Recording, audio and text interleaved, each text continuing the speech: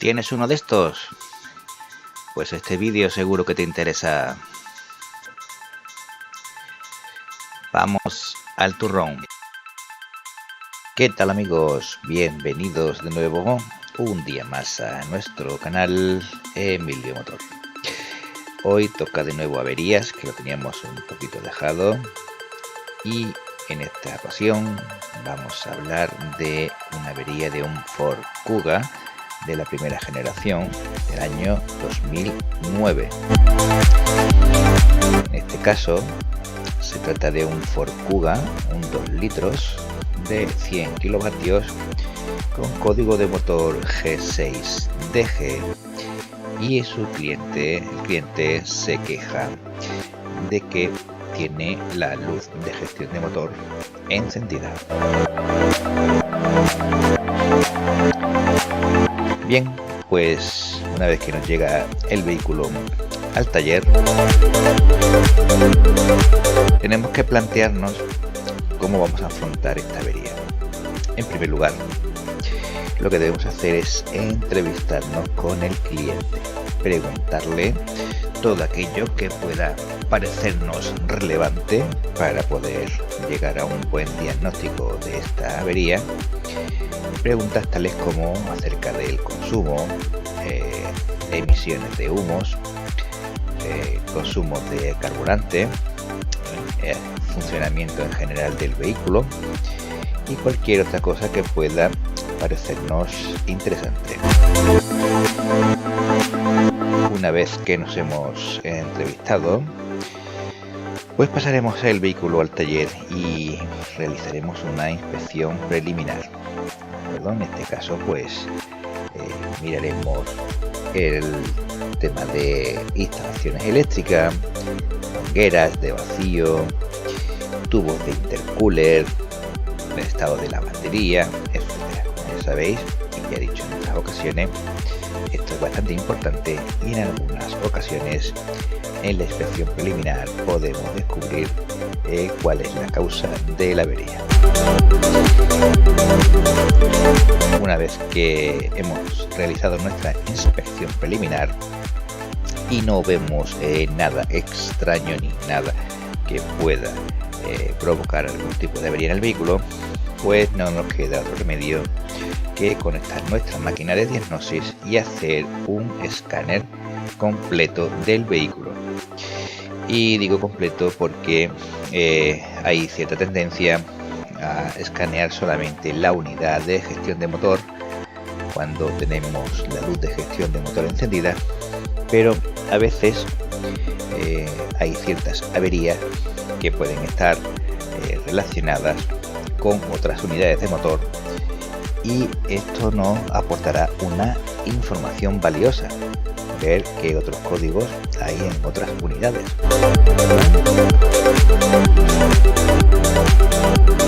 Bien, entre los síntomas que posiblemente nos describa el cliente, pues uno de ellos será que hay un consumo elevado de combustible, que nota que el vehículo consume más.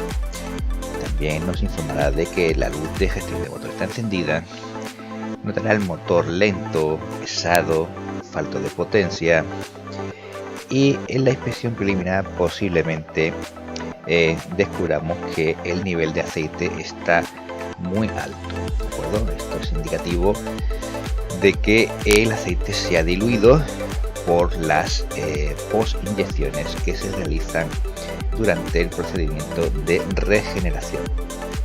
Si queréis saber cómo funciona un filtro de partículas, aquí arriba os dejaré,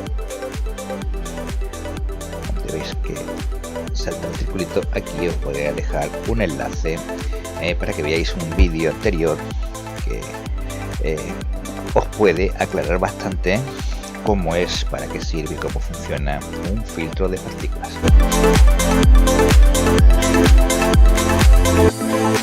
Bien, una vez que hemos diagnosticado nuestro vehículo con el escáner, pues entre otros códigos, que en este caso no son relevantes para la avería, pues tenemos el código de avería P2002, que nos dice es eficacia del filtro de partículas por debajo del límite.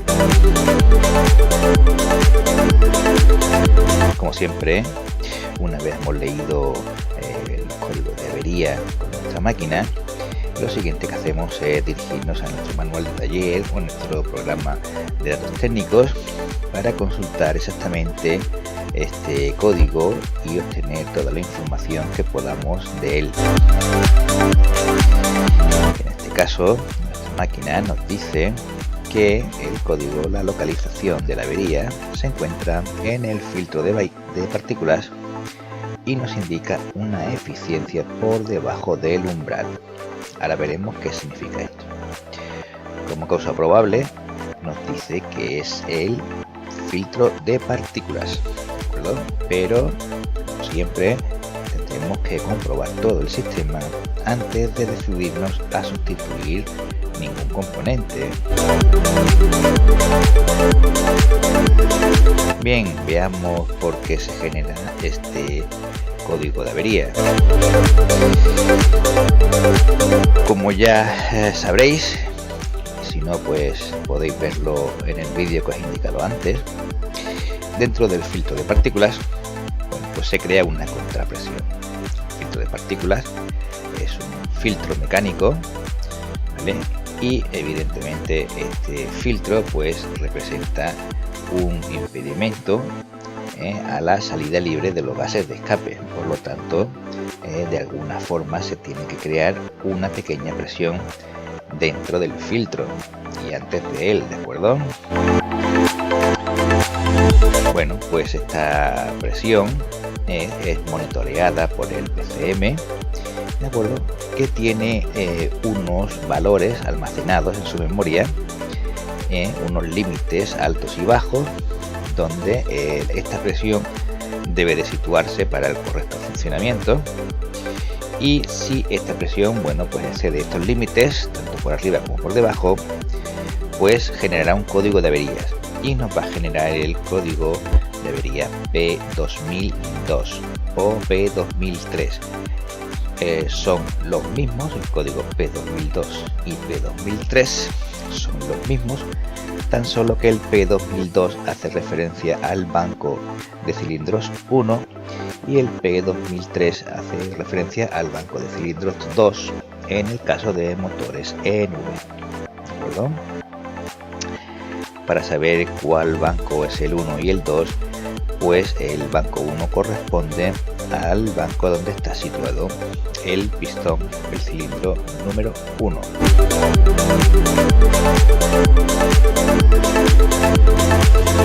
Bueno, pues veamos las posibles causas que pueden originar este código de averías.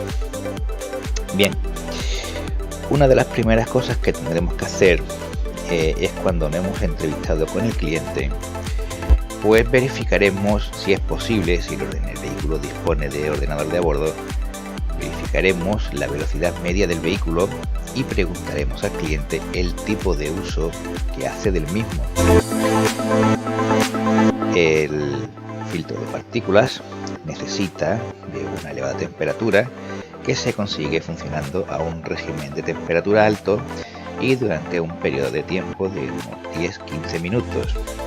Si este vehículo circula en trayectos cortos, en trayectos urbanos, pues tendrá bastante dificultad para poder realizar las regeneraciones y acabará pues creando algún tipo de avería en el filtro de partículas.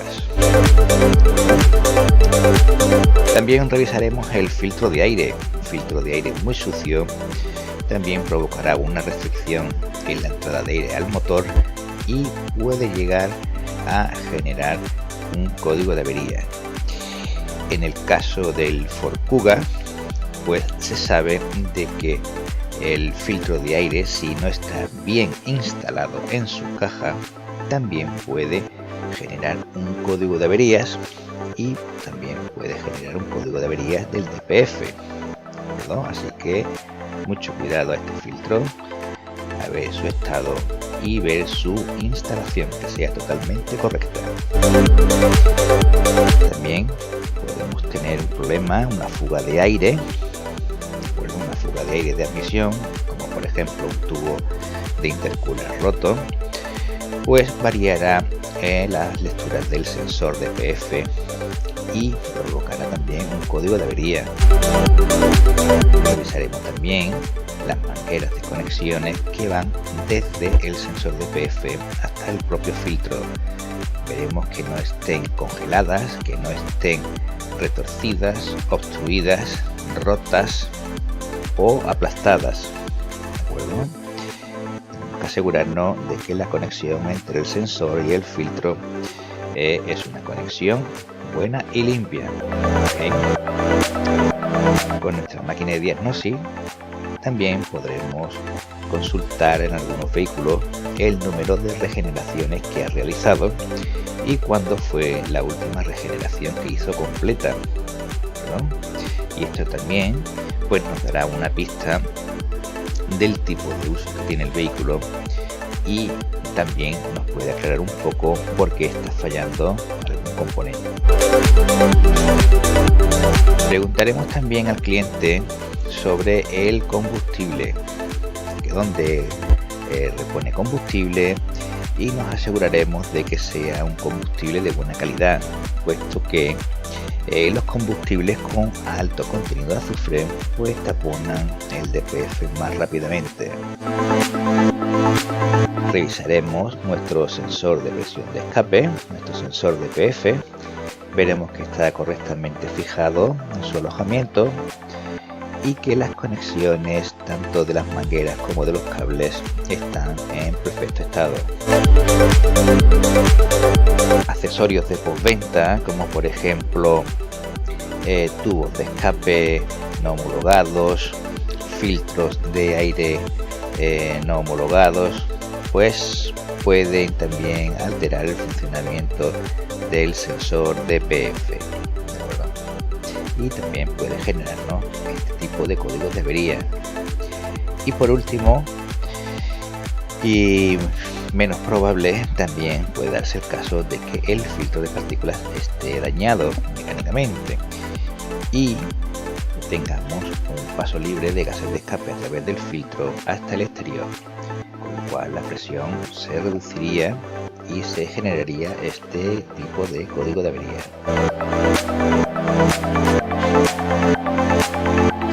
Bien, ¿cómo diagnosticaremos esta avería?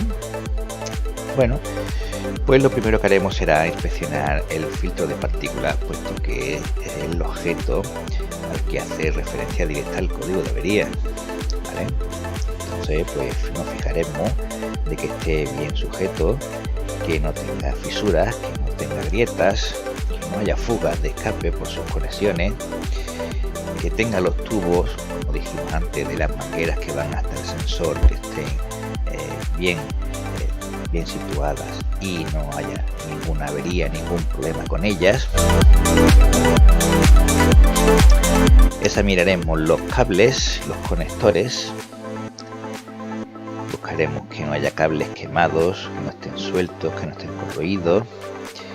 Desconectaremos las clavijas de los sensores DPF, de los sensores de temperatura, sensores de oxígeno, y veremos que está todo en perfecto estado, no estando ninguna clavija doblada, rota, corroída, ¿de acuerdo? Y te prestaremos especial atención a que los cables del sensor no estén tocando al DPF, puesto que la temperatura que alcanza es muy alta y puede quemarlos o chamuscarlos internamente, causando problemas de conexiones, elevando su resistencia, ¿de acuerdo? Bien, pues aquí tenemos nuestro sensor DPF, ya que hemos comprobado todo lo anterior y hemos visto que está todo en buen estado. Bueno, pues nos vamos a centrar en nuestro sensor DPF, ¿de acuerdo? Este es un sensor, es muy sensible, es extremadamente sensible. Tiene dos conexiones, también existen sensores de una sola conexión. y tiene un conector eléctrico de 3 pines. Para diagnosticar este sensor, pues podremos hacerlo de dos formas. Bien, podremos comprobar su esquema eléctrico. En el caso de que no tengamos máquina de diagnosis, ¿vale? Podemos hacer una comprobación manual, o bien también podremos hacer una comprobación con la máquina de diagnosis, que es el caso que nos ocupa. Y bueno, pues pudimos comprobar de que con el motor parado el sensor ya indica una presión de 0,4 bares con el motor parado. Como podréis deducir, como podréis adivinar, pues con el motor parado no debe de haber ninguna presión en el sistema de escape, evidentemente. Por lo tanto, esto ya nos indicaría de un plumazo de que la instalación eléctrica es correcta, y también nos está diciendo de que el sensor pues nos está midiendo correctamente. Bien, en caso de que no tengamos una máquina de diagnosis o que queramos asegurarnos de que la instalación del sensor es correcta, bueno, pues pasaremos a comprobarla pues con un multímetro, como siempre se ha hecho, ¿de acuerdo? Aquí tenemos el esquema eléctrico, donde aquí en E1 es la unidad de control del motor, el PCM, y aquí tenemos nuestro sensor. Nuestros tres cables pues serán: en la patilla 1 será el cable de señal, que es la señal que envía el sensor al PCM. En el cable número 2 tendremos la masa electrónica, y en el cable número 3 tendremos nuestro positivo de alimentación, que como ya sabemos será de 5 voltios, ¿de acuerdo?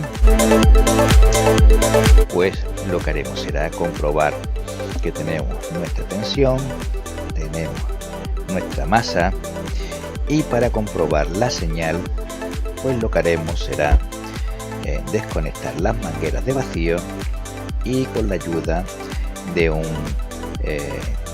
una bomba manual procederemos a darle presión dentro de la cámara anterior del sensor, ¿de acuerdo? Teniendo extremada precaución y procurando de no sobrepasar el bar de presión, ¿de acuerdo? Puesto que si sobrepasamos un bar de presión, pues corremos el riesgo de dañar el sensor irreparablemente. Aquí tenemos nuestra señal de salida, que como podemos ver empieza aproximadamente en los 0,4 bares y llega, en los 0,4 voltios a 0 bares, y llega a los 4,8 voltios a los 98 bares aproximadamente, ¿de acuerdo? Como veis, es una línea recta, y lo podemos ver en otra imagen. Como podemos ver, es una línea recta, ¿de acuerdo? Y es directamente proporcional la presión al voltaje de salida, ¿de acuerdo? Lo que haremos será comprobar la tensión que nos suministra el sensor a 0 bares, y luego procederemos a generar una presión de 0,5 bares, y nuestra lectura tendrá que ser aproximadamente de 2,5 voltios. Luego pasaremos a dar una presión cercana a un bar sin llegar a hacer un bar, y veremos que la tensión debe de andar cerca de los 4,8 voltios.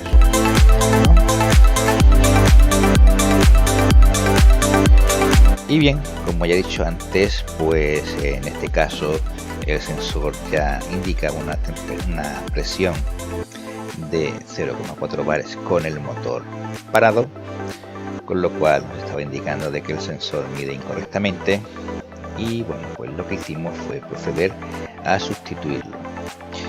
En estos vehículos, los vehículos de la gama Ford, en casi todos los modelos, y no en todos, pues cuando se sustituye el sensor de presión diferencial, pues tendremos que hacer una reinicialización de los valores aprendidos de este sensor, puesto que el PCM va tomando valores conforme el sensor va envejeciendo.